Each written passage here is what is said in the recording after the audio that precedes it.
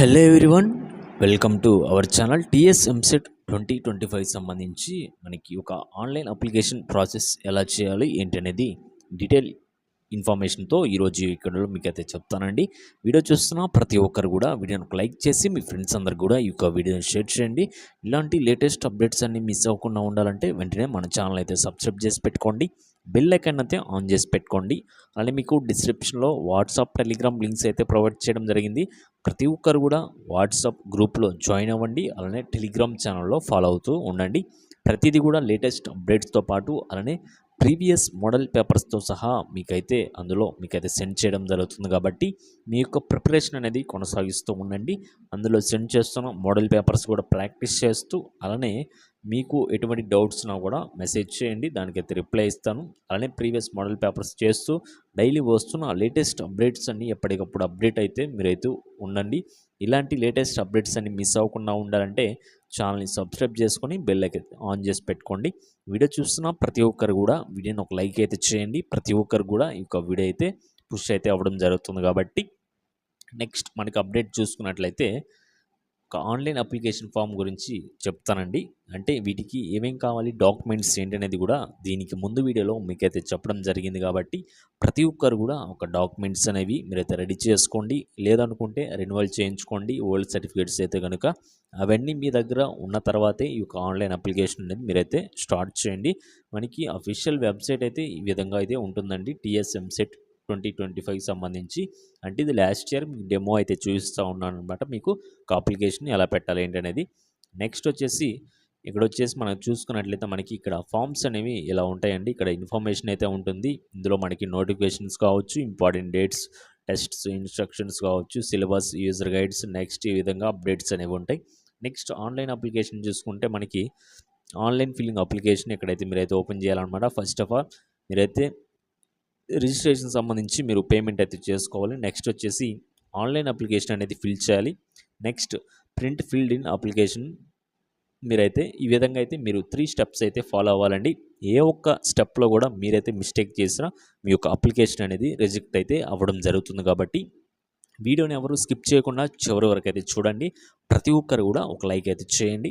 Next వచ్చేసి మనకి registration fee ఏ విధంగా ఉందో మీరైతే ఒకసారి చెక్ చేసుకోవచ్చు. ఇక్కడ కేటగిరీ వైజ్గా మీకైతే ప్రొవైడ్ చేయడం జరిగింది. కాబట్టి ప్రతి ఒక్కరు కూడా ఈ యొక్క డీటెయిల్ ఇన్ఫర్మేషన్ మీరైతే తెలుసుకోండి. First of all next process చూసుకున్నట్లయితే ఫస్ట్ ఆఫ్ ఆల్ మనకి పేమెంట్ రిజిస్ట్రేషన్ అయితే ఉంటుందండి.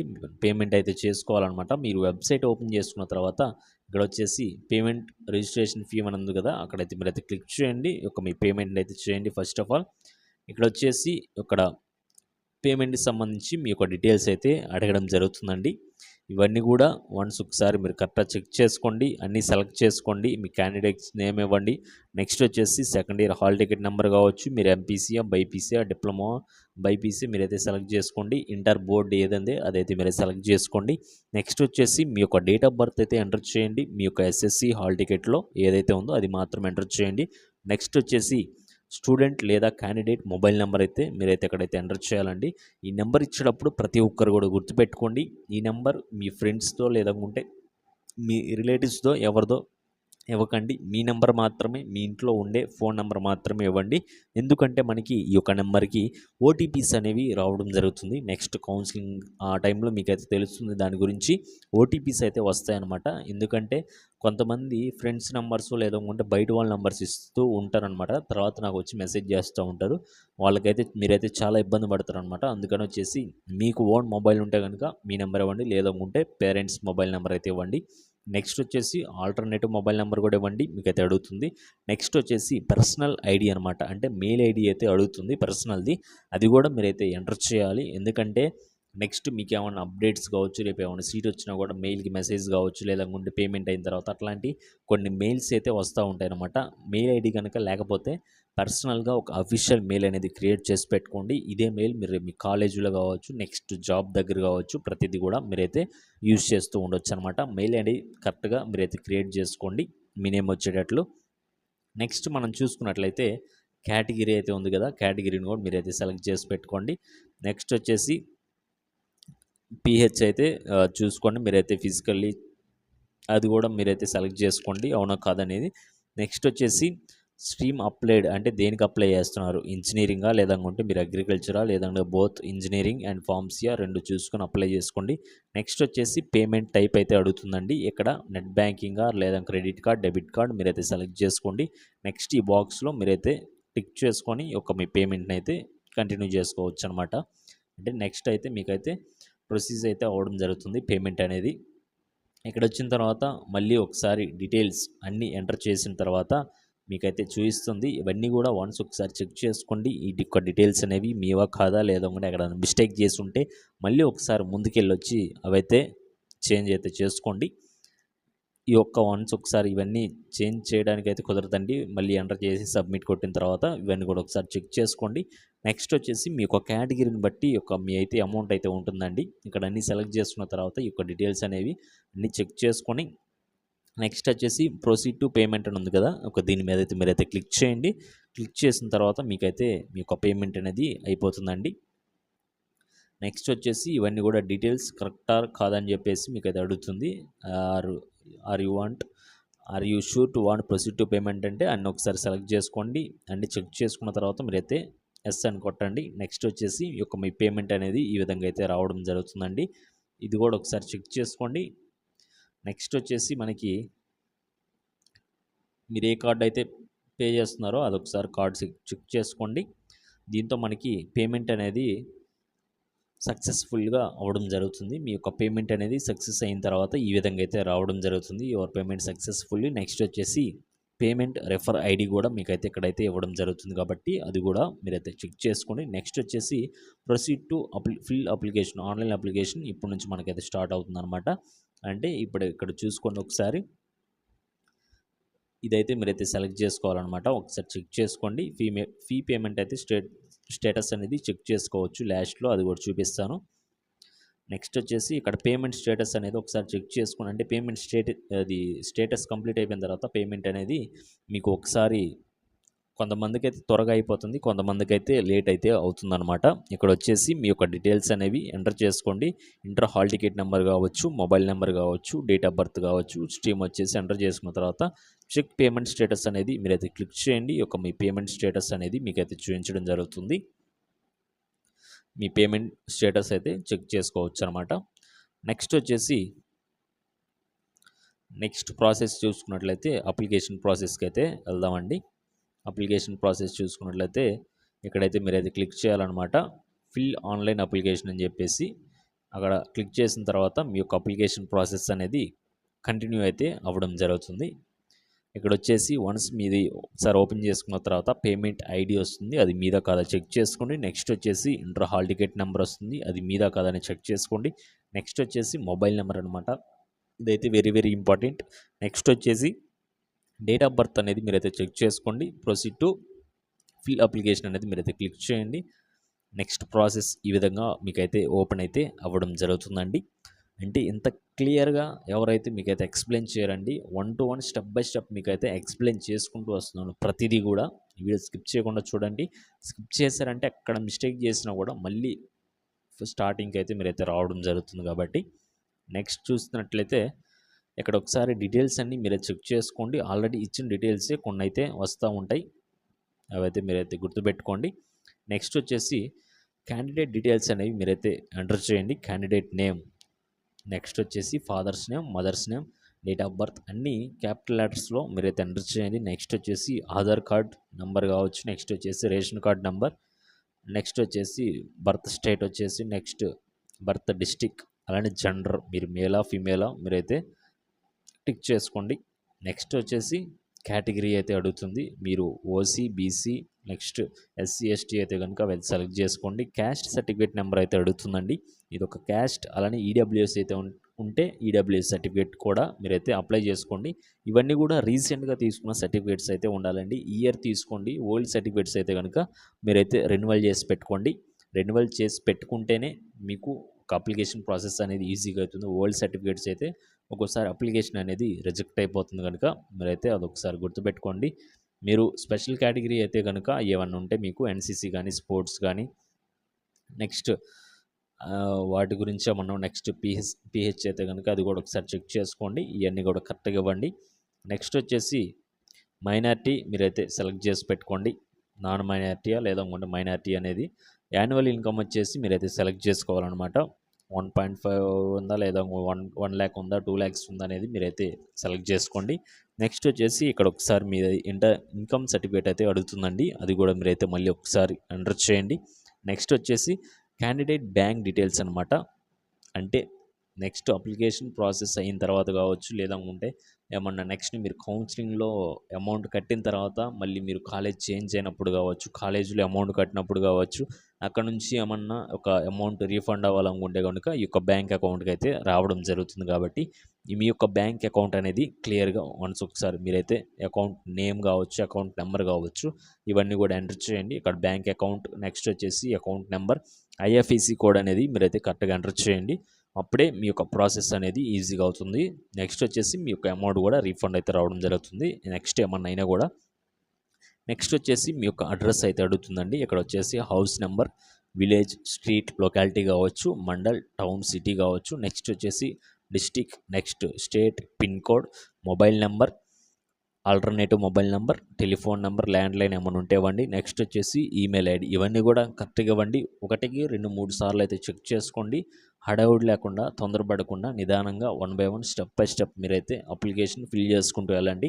వీడియోని పాజ్ చేయండి మీకు ఏమైనా డౌట్స్ వస్తే కనుక. నెక్స్ట్ వచ్చేసి క్వాలిఫైయింగ్ ఎగ్జామినేషన్ కూడా మీరైతే ఇక్కడైతే ఎంటర్ చేయాలన్నమాట. అది కూడా ఒకసారి చూసుకోండి. నెక్స్ట్ వచ్చేసి అదే క్వాలిఫైయింగ్ ఎగ్జామినేషన్ అంటే మీరు ఏ బోర్డు నుంచి ఉన్నారు, అంటే ఏ గ్రూప్ ఏంటి అనేది కూడా అక్కడ అడుగుతుంది. ఇక్కడ అర్బనా, రూరల్ ఇవన్నీ కూడా మీరైతే సెలెక్ట్ చేసుకోండి. డీటెయిల్స్ అనేవి సెలెక్ట్ చేసుకోండి. నెక్స్ట్ వచ్చేసి హాల్ టికెట్ నెంబర్, నెక్స్ట్ వచ్చేసి year of appearing, passed qualify exam, next 10+2 diploma study అది ఉంటే మీరైతే సెలెక్ట్ చేసుకోండి. నెక్స్ట్ వచ్చేసి బ్రిడ్జ్ కోర్స్ అయితే కనుక ఇక్కడ మీ యొక్క డీటెయిల్స్ అనేవి చెక్ చేసుకోండి, ఎంటర్ చేయండి. ఇక్కడ మీడియం కావచ్చు, మీడియం టెస్ట్ అంటే ఎగ్జామ్ రాయాల్సింది English and Telugu, English and ఉర్దూన మీరైతే సెలెక్ట్ చేసుకోండి.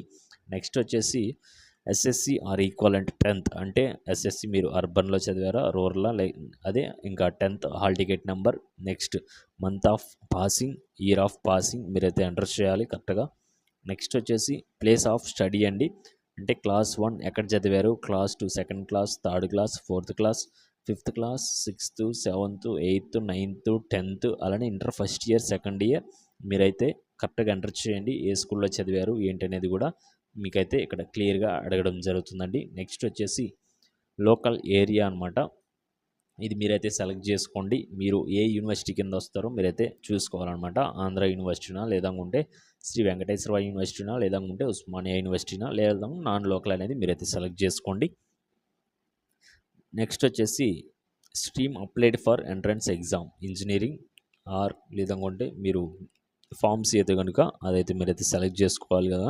నెక్స్ట్ వచ్చేసి టెస్ట్ జోన్స్ అనమాట. ఫస్ట్ మనకి మీ దగ్గరలో ఉన్న చుట్టుపక్కల డిస్టిక్స్ ఉంటాయి కదా, ఆ ప్రిఫరెన్స్ అయితే అడుగుతుంది. ఇవి సెలెక్ట్ చేసుకుంటే మీకు ఆప్షన్స్ అనేవి వస్తాయి అనమాట. ఇవైతే వన్స్ ఒకసారి క్లిక్ చేయండి, ఇక్కడ మీకు డీటెయిల్స్ అనేవి వస్తాయి. అవన్నీ కూడా ఒకసారి మీరైతే చూసుకోండి. నెక్స్ట్ వచ్చేసి మీ యొక్క ఫోటో అండ్ సిగ్నేచర్ అయితే ఇక్కడైతే అప్లోడ్ చేయాలండి. ఇక్కడ ఫైల్ జేపీజీ ఫైల్ మీరైతే చెక్ చేసుకుని <50 KB అయితే ఉండాలి. నెక్స్ట్ వచ్చేసి సిగ్నేచర్ కూడా మీరైతే అప్లోడ్ చేయాలి.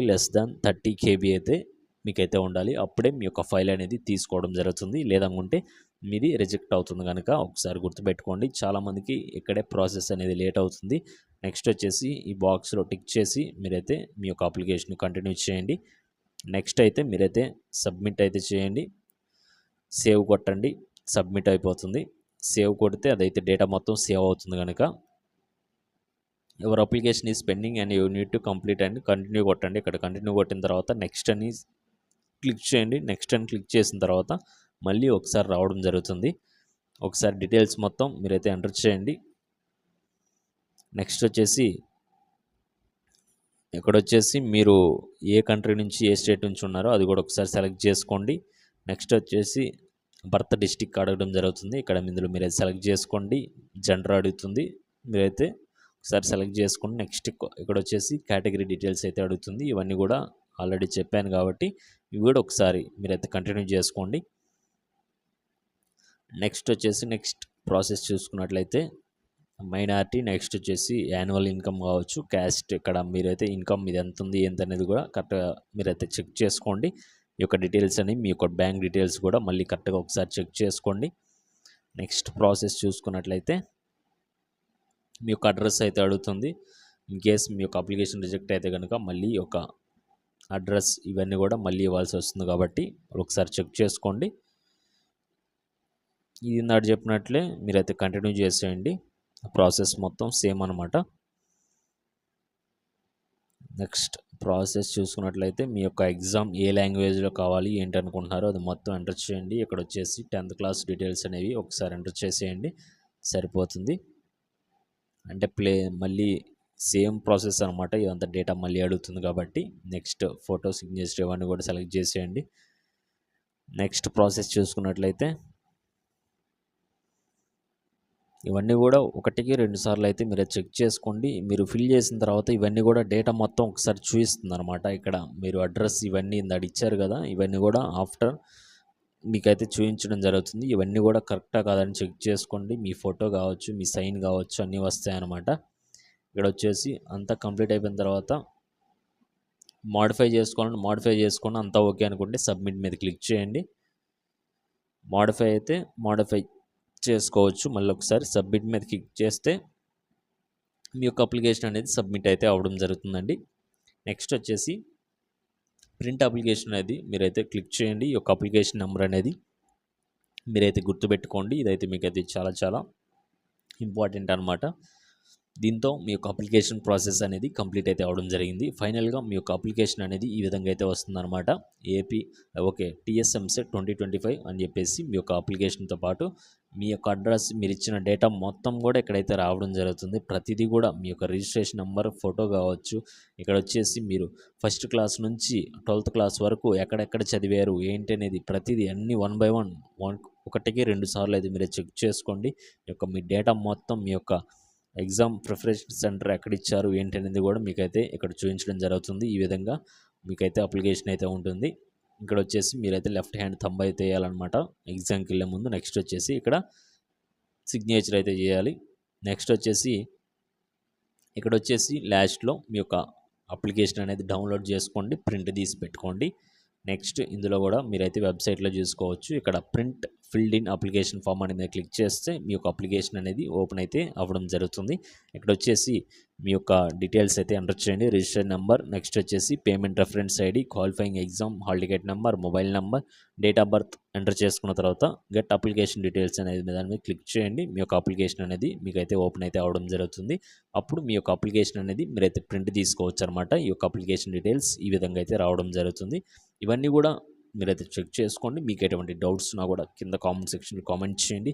ఈ విధంగా ఎవరైతే ఎక్స్ప్లెయిన్ చేయరండి, మీ ఫ్రెండ్స్ అందరూ కూడా ఈ వీడియోని షేర్ చేయండి. వాళ్ళు కూడా ఈ విధంగా చూసి మీరే మీ యొక్క ఫోన్లో లేదా ఉండే సిస్టమ్ ఉంటే కనుక సిస్టమ్ ఆర్ ల్యాప్టాప్, ట్యాబ్ ఏదున్నా కూడా మీ అప్లికేషన్ మీరైతే చేసుకోవచ్చు అనమాట. ఫోన్లో చేస్తే కనుక ప్రతి ఒక్కరూ డెస్క్టాప్ సైట్లో మీరైతే చేసుకోండి. మీ యొక్క అప్లికేషన్ ఫామ్ అనేది ఈ విధంగా కంప్లీట్ అయితే అవడం జరుగుతుంది.